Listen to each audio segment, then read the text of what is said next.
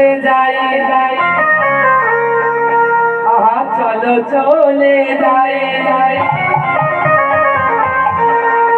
কোথায় যাবো বৃন্দাবনে চলো রে সবাই